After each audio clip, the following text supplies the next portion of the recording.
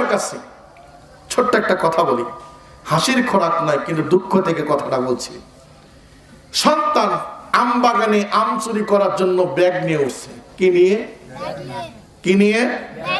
বেটা চুরি করতেছে, ছোট্ট একটা বালক।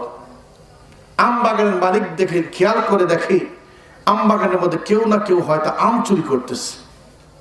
দৌড়টি আম বাগানের কাছে গিয়ে দেখে একটা ছোট্ট বাচ্চা গাছ থেকে আম চুরি করতেছে ব্যাগ নিয়ে।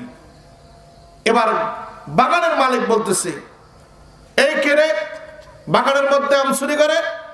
থাম, তোর বাবা বলে দেবো। এরকম বলে কিনা? সন্তান এখন বলতেছে, মালিক থামেন, কার কাছে বিচার দেবেন? আমি এখানে ব্যাগ নিয়ে উঠছি, আমার বাপ আপনার আর এক গাছের মধ্যে বস্তা নিয়ে উঠছে, বিচার দেব কার কাছে? কথা বলেন, সমাজের অবস্থা এমন কিনা? আপনি সমাজের মধ্যে অবহেলিত, আপনি সমাজের মধ্যে বিচার পান না। মোড়লের কাছে বিচার দিয়েছেন, মোড়লের যে বিচার করবে মোড়লের মধ্যেই ভেজাল। আছে না নাই? কথা বলে আছে না নাই?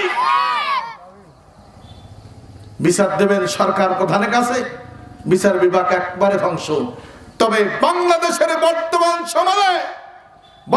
সময়ে আমরা দেখতে পাচ্ছি, বাংলাদেশে শুধু স্বৈরাচারদের দিন নয়, যারা অত্যাচারে জুলুম হয়েছে তাদের একটা দিনের সাথে কথা বলে মুসলমান, ঠিক কিনা?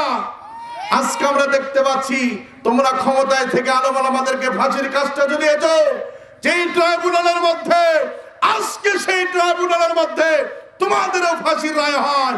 কথা বলেন মুসলমান, ঠিক কিনা? বিচার বিভাগ শক্ত হওয়া দরকার। ইনসাফ আদল যদি না থাকে সমাজের মধ্যে, সেটা হতে পারে আপনার পরিবার থেকে। কোথায় থেকে? পরিবার থেকে।